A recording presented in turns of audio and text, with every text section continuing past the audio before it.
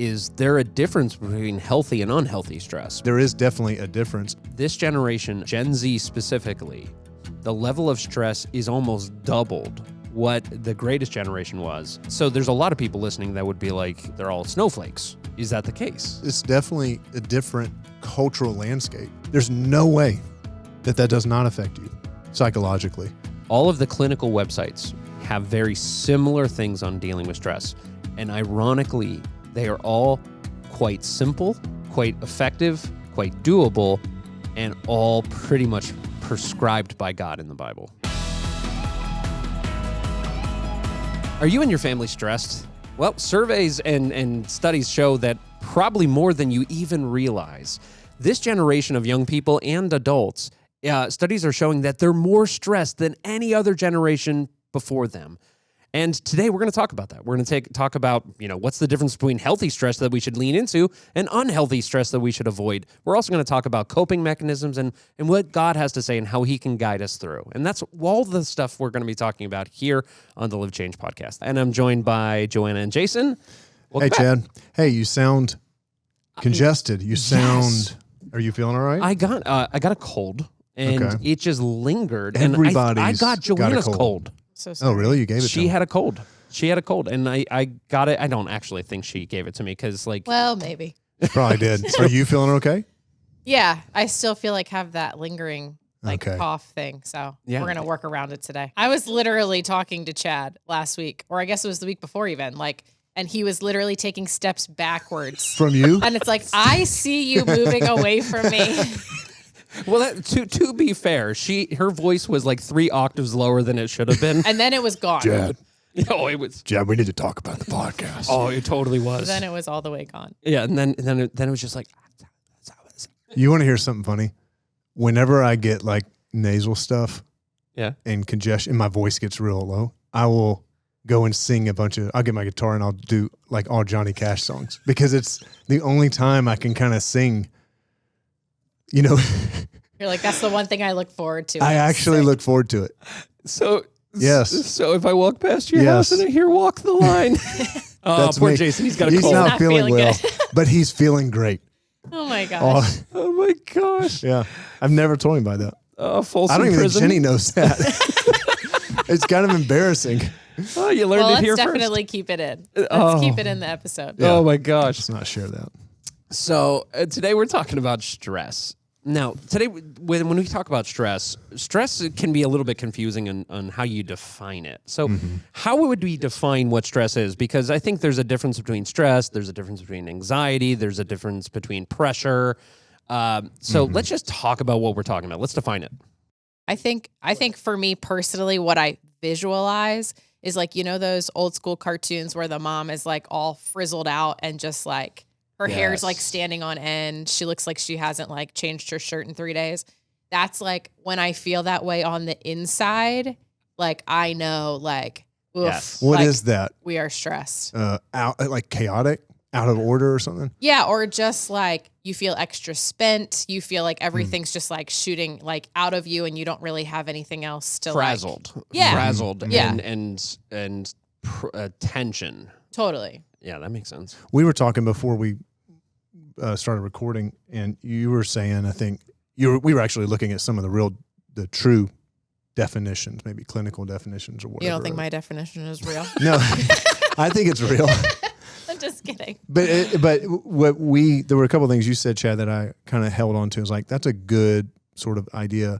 And one of the things you talked about was it's the state of worry or mental tension, which I like that idea of state, because that means you're kind of perpetually living in it for a couple of days or whatever. It's not just a one time, I got a big test coming up and anybody's going to feel, but 7 weeks of that feeling is I'm in a season of it now. I'm in a state of it.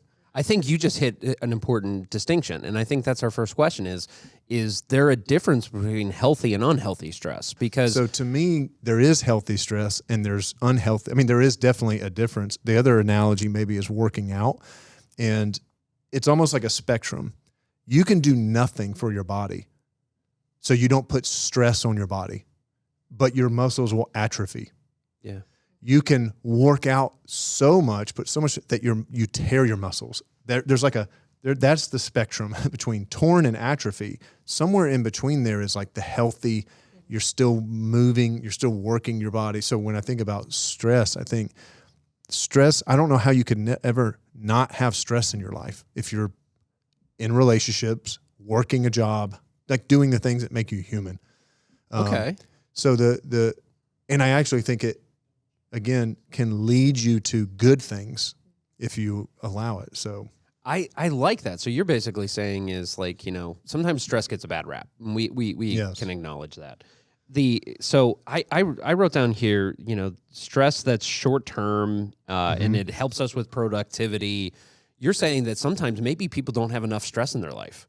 I think sometimes they don't have enough stress in their life. And in a spirit of, here's what stress can do if you let it. It can build the character trait of resilience. That's how resilience is built. Resilience is built through managing and navigating and overcoming stressors. So, and that can be big ones or small ones, but that is how resilience, the character trait of resilience, ultimately is built. So you can get rid of everything in your life that creates stress. I don't know how you could, but let's just imagine you could. And it not serve you well. So there's a lot of good things on the other side of stress. Yeah, and I think with the, like you said, bad rap that it gets, then I think it makes people afraid to engage it on any level. And so then I actually think you're left with like people in the scenario that you just like tried to imagine, where it's just like, well, then I'm not even going to wade into that thing because I'm afraid of the stress that it might cause. But you never get to, like what you said, like on the other side of that, if you also just don't engage it or at all costs try to avoid it. Okay. I think I started telling you guys this story about, I started coaching boys soccer team. I started to tell you guys about this. Did I tell you, like, when did I tell you how I actually signed up to coach? Well, Steph told you to, right? Yeah. Well, this is how it went down. So we get an email because we signed our son Parker up for boys soccer.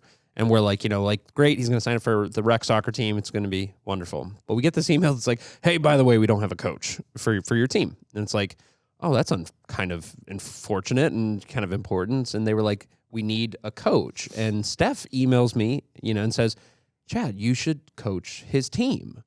And I'm like, what we used to call Steph was the puppet master, because that was her nickname for a while, because she has this unique ability to get other people to do the things she wants them to do. She is the Pied Piper. Yes. So she starts playing her pipe. Yep. Yeah. So she says, Chad, you should totally, you should do this, help the team and coach. And I was like, Steph, I don't know anything about soccer. I've never played soccer. I have never watched soccer. I think I know the ball is black and white. That's all I know. Which is not anymore. About soccer. And she was like, but you're good with people, you're good with parents, you're good with kids. Like she came back. She came back at you. Yeah. And I was like, and she believed in me. I was like, I am good with people. I was like, oh my gosh. But I was like super stressed about it. Like I was like, this is going to be a stressful thing for me. Yeah. And she's like, you can do it. And I'm like, okay, I signed up. I'm like, okay, I'm going to do it. And I sign up and I fill out all the paperwork. And then I get home that night and I go to Parker. I go, buddy, guess who's going to be your soccer coach? And Steph from the other room goes, who? And I go, me. And she goes, you can't coach. No. I was like, Steph, what did you think? She was like, I thought we were signing up to like volunteer. Oh I was my like, gosh. She was like, you don't know anything about soccer. I was like, I know.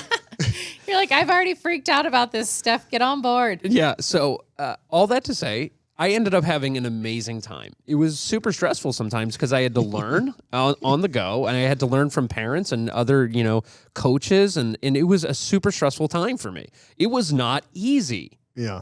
It was also amazing. Yeah. Did you learn from the parents as they were screaming from the sidelines at you? I got to tell you, I had the best You could do a lot parents. of learning that way. I had the best parents in the world. They were so good to me. But ultimately, if I had said, like, I just don't want stress, I never would have done it. But it was such a rewarding season for me. I'm reading a book right now called Leadership Pain by Sam Chand. And this is his whole thesis. I mean, this is really the thesis of the book, is that all growth at the end of the day, any growth we experience in personal life, leadership life, anything, it's almost always on the other side of a pain we dread going into. But but here's the thing. So the appropriate amount of stress you want is where you're always right up against your limits, or even bouncing up over it a little bit. That's stretching. That's how you build new muscles.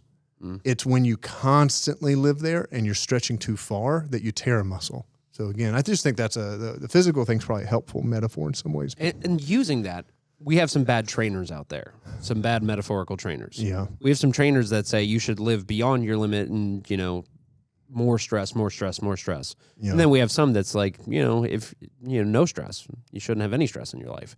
Yeah. Both of those are wrong. Both. That's atrophy versus torn muscles. Exhaustion. Yeah, exactly. Atrophy versus exhaustion. No, Yeah. absolutely.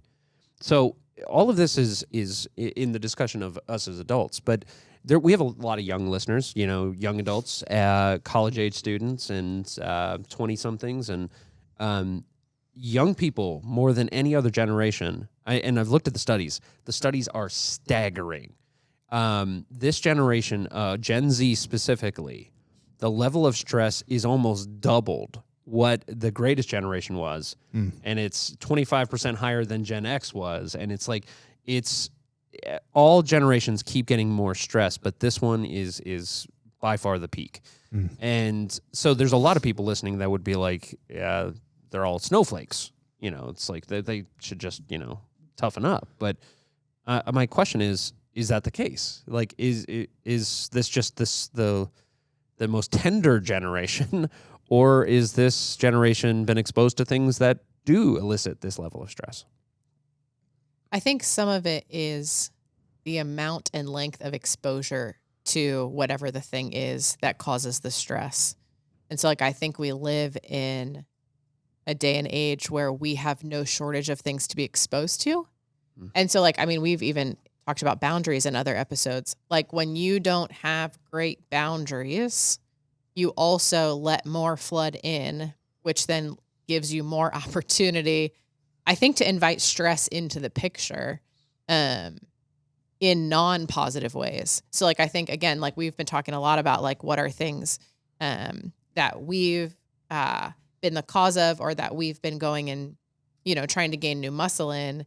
And then if you add on top of that, just all of the other things we can be exposed to, whether it's watching a ton of the news and then thinking about all of the stress of those what ifs, or rabbit holing on WebMD around all the things that could be wrong with you that might not be. I think we just have more exposure to more access to stressors. So exposure, I totally agree. I do think, and so that is definitely a cultural phenomenon with the social, with the accessibility, obviously through social media and mobile devices everywhere we go now and all that. That is different. That is different from, a generation now that's grown up that is native to them, So it never stops. I've heard one person kind of likened it this way: when we were growing up, or when I was growing up, I should say, the bullying stopped at the bus, or at the let's just say the door leaving the school. There's no stop to it now, because you go home, you can't get away from the bully, because now they're on social saying stuff about your texting, whatever it might be. So it's definitely a different cultural landscape. And I think you're right. There's not much reprieve if you don't choose. Yeah. I mean, you have to be much more intentional now. I didn't have to, we talked about this off air a little bit ago, but I never once did a training or a school, an active shooter drill in my school. I never once that thought never crossed my mind. My kids don't know anything different. That has to affect you. There's no way that does not affect you psychologically. You also have this generation where they're being told that financially they're going to be worse off than their parents. They're being told that in high school.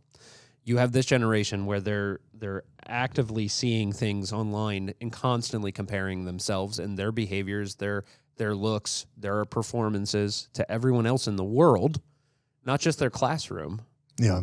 But everyone, and they can't escape that. And and we live in a photoshopped world where everyone has a filter on their face, so they're comparing themselves to everyone's best example. And then there's also academic performances where it's like There's more testing, more counseling, more clinics, more camps, more everything that you can do to become the best. And I do think that we are guilty to some level, we as parents of this generation, because we've told our kids that the only thing stopping them from being the next, insert the name, is work, determination, and grit. And the expectation is high. Yeah, that's what I was going to say, I think, with the parenting thing, because then it's like also like I want to protect my kids and do everything I can. And so I feel like at times I'm either putting more stress on them or I'm taking on more stress as a result of that.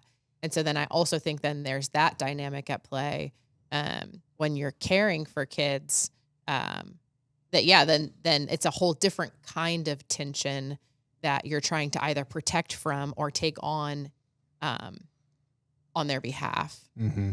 So I don't know. I think it's pretty interesting that in the middle of all of that stuff increasing, you've also got busier schedules than ever before.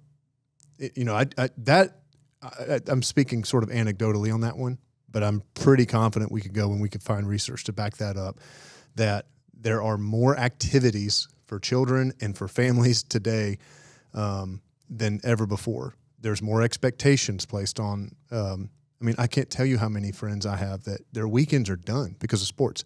Yeah. I'm not saying anything that's bad. I'm just trying to say it's interesting that as one has increased, so has the other.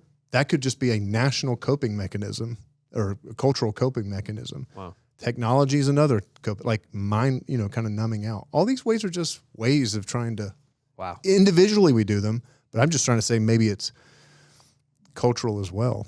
I think we also have to just constantly check our motives as parents. I think we have to always check our motives and go, why do they need to be in this sport? Why do they need to do this? Why do they need to be in this chorus? Why do they need to play this instrument? Why is it for them? Do they want to? Have they elected to do that? I think we have to have the tough conversations just internally if we're trying to create and influence the perfection of our child through offering them things to do, which is not actually leading to the perfection of your child. Mm-hmm. It's leading to the fact that your child will have learned to do lots of things, but it does not mean your child will be a good person. It does not guarantee them success. It just means they will have had a very busy schedule. And I think we as parents have to gut check that. And then we also have to gut check our comparison to even my daughter and my son have very different grades. They're very different academically. We cheer one thing on for Parker that we would cheer very differently for Olivia. And I think we as parents need to figure out what is our children's best and not expect everyone's children's best, but our children's best. That's for me. That's where I'm getting at. Yeah, I like that. What are the flashing yellow lights for when it comes to stress? So like we all know that, we have stressful seasons and everything like that, but just so if someone's listening and they're like, I'm not sure if this affects me or if this is about me, what's a yellow light that's flashing that you would go like, I need to pay attention? One of the stories that I thought about as we were thinking about this topic and all that is in Luke chapter 10, and it's the story of Martha and Mary. And I actually pulled it up because I want to read a couple of parts of it. So the context is Jesus is about to visit their home. They're getting a meal ready for Jesus. They want to welcome him. Martha and Mary are sisters, by the way. And this is what it says: as Jesus and the disciples continued on their way to Jerusalem, they came to a certain village where a woman named Martha welcomed him into her home. Her sister Mary sat at the Lord's feet. So she's very at peace. She's sitting at the Lord's feet, listening to what he taught. Martha, here's an important word, was distracted by the big dinner she was preparing. She came out to Jesus and said, Lord, doesn't it seem unfair to you that my sister just sits here while I do all the work? Tell her to come and help me. But the Lord said to her, my dear Martha, you're worried and upset and stressed over all these details. There's only one thing worth being concerned about. Mary has discovered it, and it's not going to be taken away from her. The interesting sort of, you've obviously got someone who's stressed, who's allowed their stress to, cloud their vision of what's most important. But there are also some interesting little warning signs on this. Number one is relational strife. So she's got to, like, might be a warning sign. Like if there's relational strife between you and your close friends, because like, just pay attention to that kind of stuff, because that might be a sign that there's stressors popping up. Another sort of indicator light is for Martha here's irritability. It's kind of under the surface here. And I know that's definitely one for me. When I feel most stressed, people are problems now. They're not people to be loved and served. And so if you interrupt me, you're getting in the way of me getting my objective done for the day or whatever it might be. So that can be an indicator light. And then this one's maybe not so much in the story, but there's a level of what's the word? Just shutting down at some point. Yeah. And I think that one's common, where it just feels so overwhelming that you're just like, forget it, I'm done. And that might be Martha at that point. She's like, I'm done making this meal. I just tell her to, like, I'm done now. So I think those are some yellow lights to consider, related to stress as well. Yeah, it's interesting that you said like the I'm done. I think that's also where like the numbing comes in, where it's like, then I'm going to watch Netflix, or I'm going to scroll, or I'm going to watch the Office episode that I've seen 100 times, 100 more times. Because then you're just like, you almost get that like paralysis where it's like, well, now I'm so stressed, I don't even want to deal with the stress. Which makes you more stressed.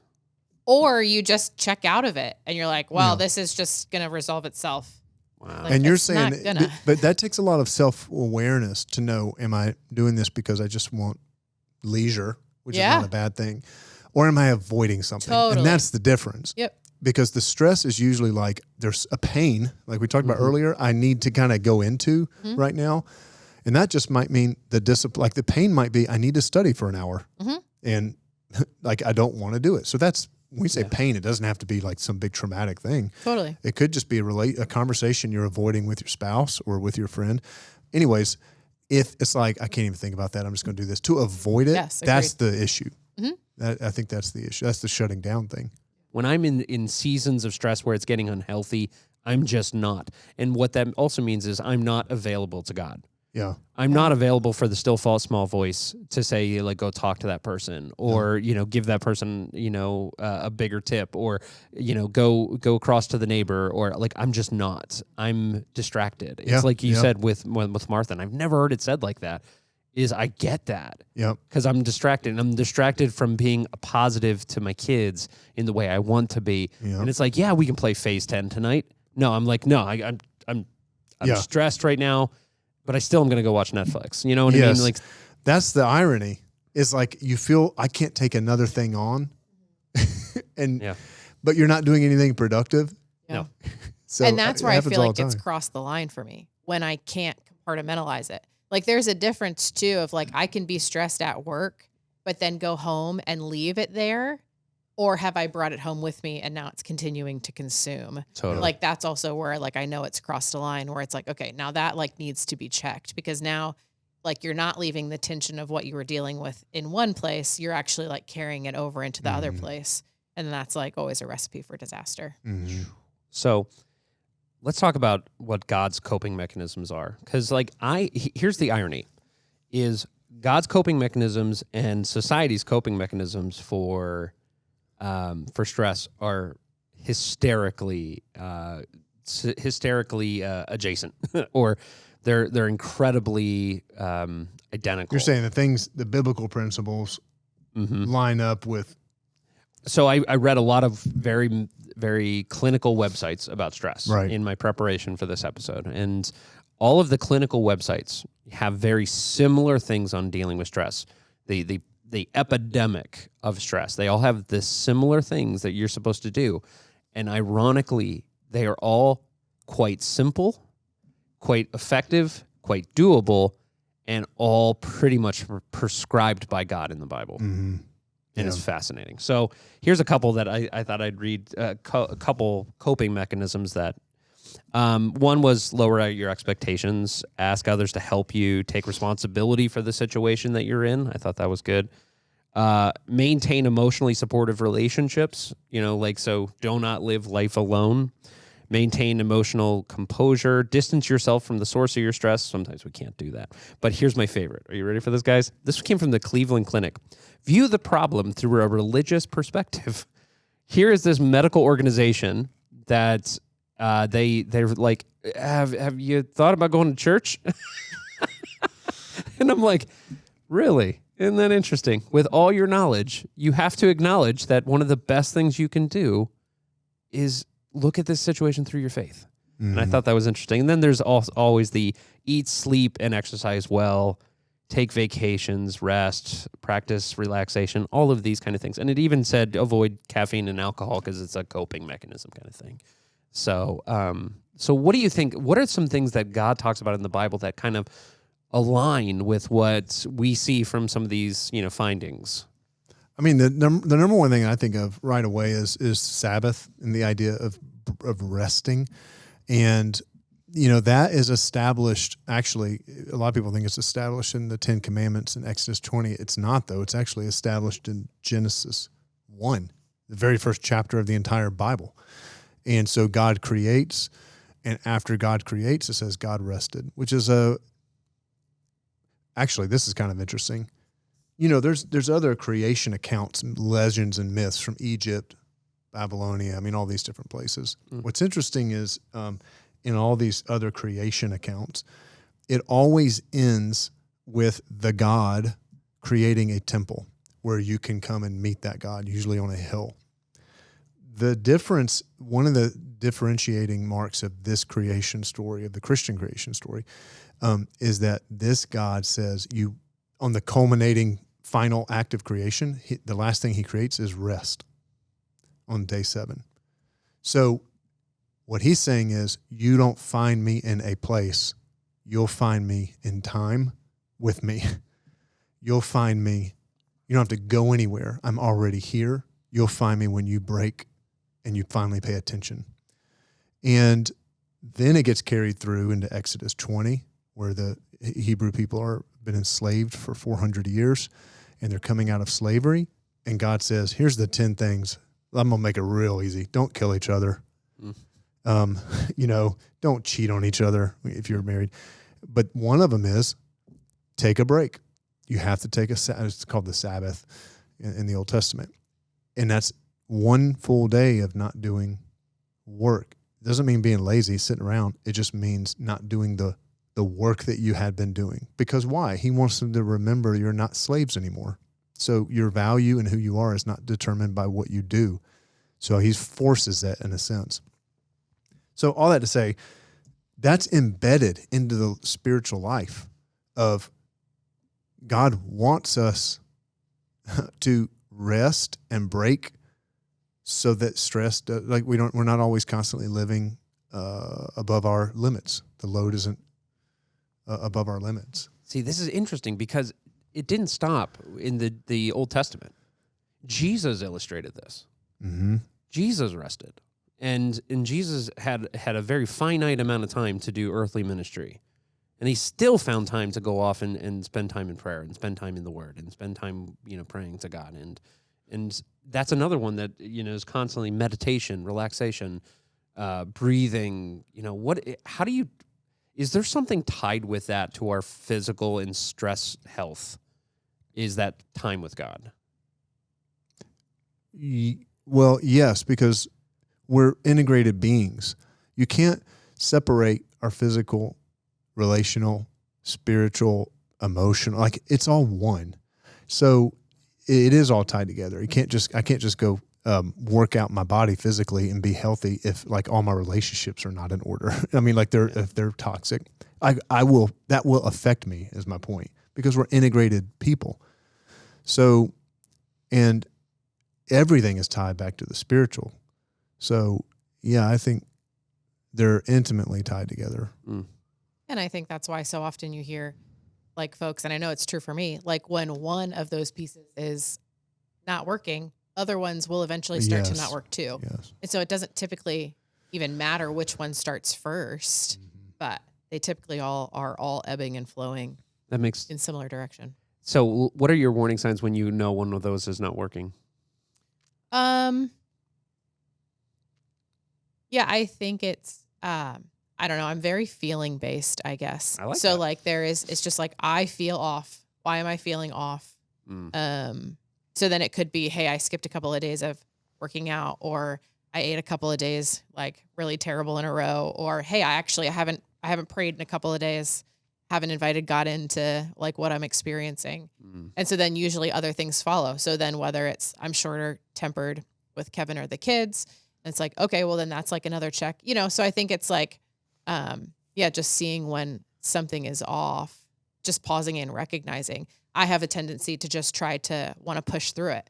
And like that just never ends well, because then you're just kind of heaping more on. And even some of the warning signs you talked about, like you just start seeing more of them pop up, and you can either pause and evaluate or push through and create more havoc.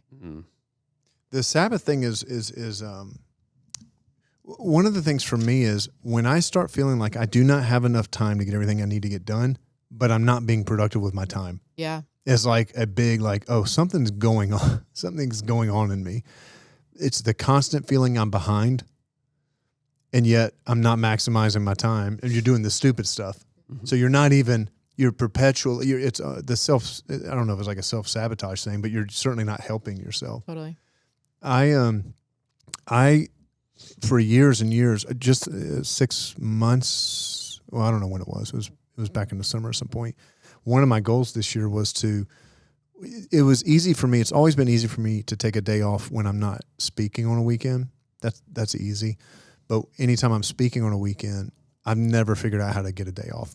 And which, there's a problem with that several different ways. But I mean, but there's a big problem this last year because my speaking amount of times I was speaking went way, way, way up.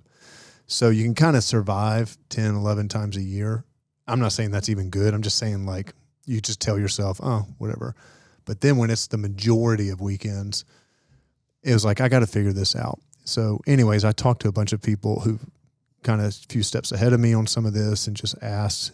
And see, we have Saturday night gatherings. And so Saturday, you're working all day. But I finally just, I finally just figured it out. I was like, I'm taking Friday off. And honestly, it was a way, have we talked about this? Mm-mm. Okay. It was a way, I would not have done it unless I felt convicted in a sense that God was saying, you don't trust me with your time. Like you trust me in these areas. You don't trust me with your time. And because of that, you've taken it on you think it's all up to you. And so it was a total act of a response of like, I'm going to trust you with my time. I will not work on anything related to the church on Friday. And that has been really hard. And I'm telling you, it has made Saturdays so much better and enjoyable and fresh. And the first time I ever did it, by the way, it was Thursday. And I was like, because now I got to do everything that I would have done on Friday by 5 p.m., let's say, that's got to be done Thursday night now. And I was doing all my stuff on Thursday, and I was cranking. I was like, it's done.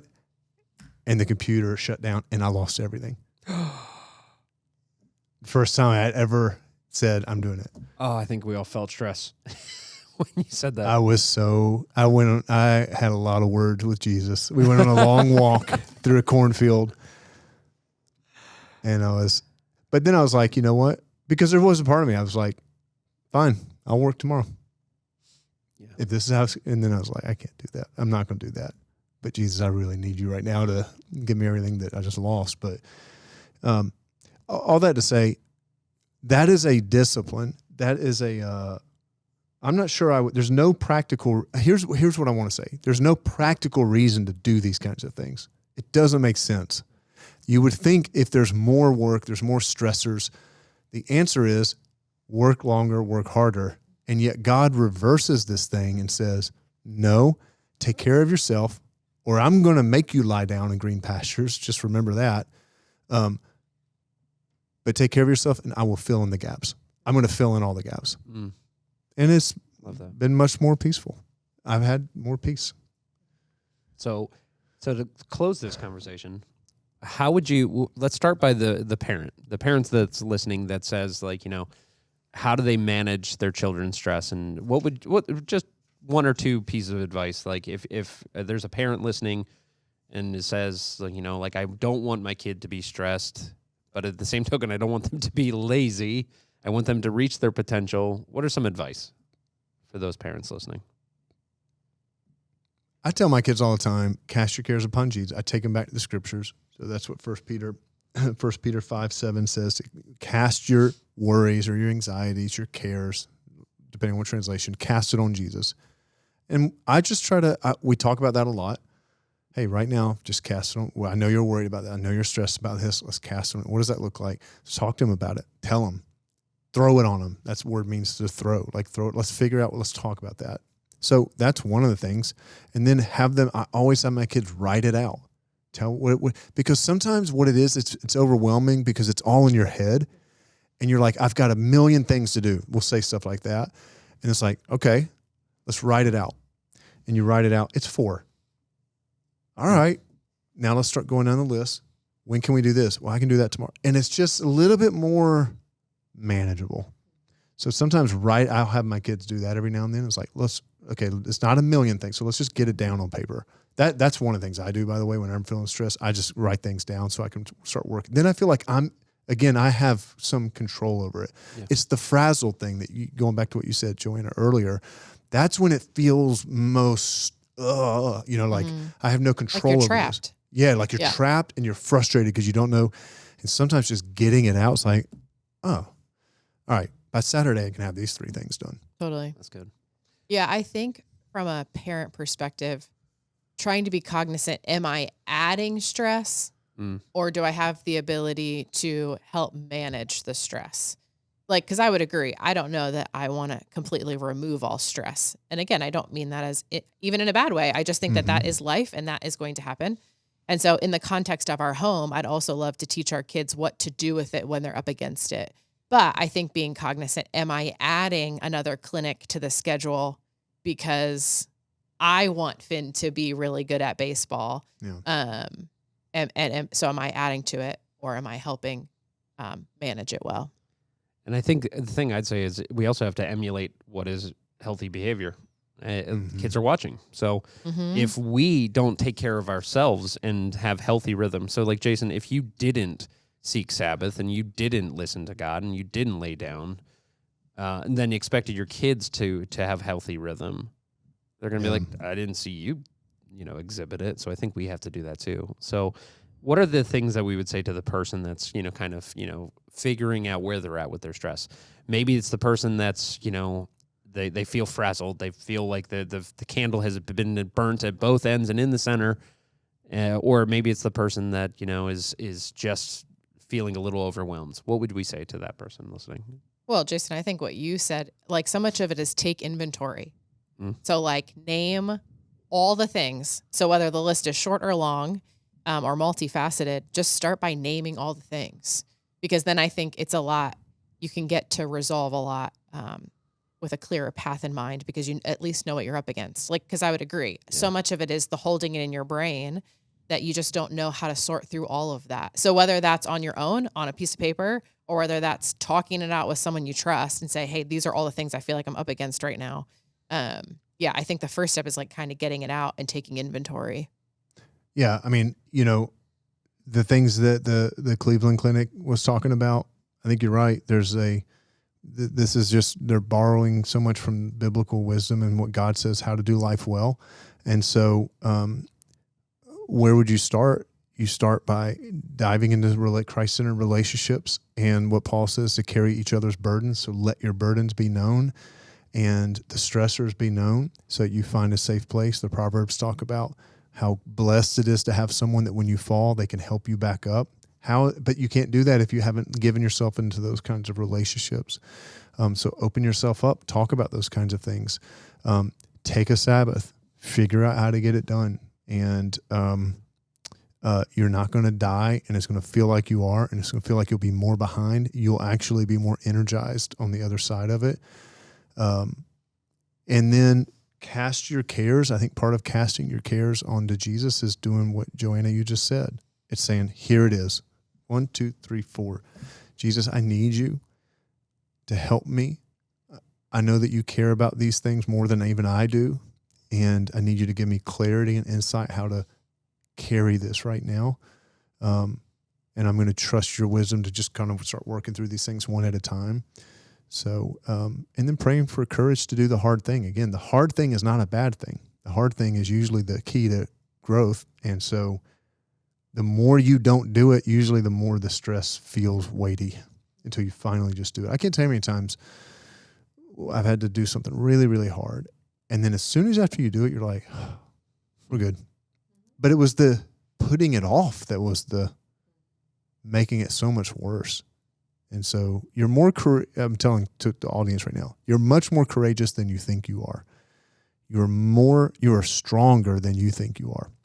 And in Jesus, you have the ability to do things because of his spirit inside of you that others would look at and go, how in the world did you do that? And you're like, because Jesus has given me the courage and the strength that I need to move forward. So, and to do those hard things. And that's how resilience is born and built. I love that. Life is stressful and it's gonna be stressful, but God can do some really great things through that stress. And he can also help you find peace and Sabbath in the most stressful of seasons. And that's the beauty of being a life changed by Christ. And that's what this podcast is all about. So share, subscribe, make sure that other people get to listen to it. And as always, remember, you're a life changed by Christ. So live that change out.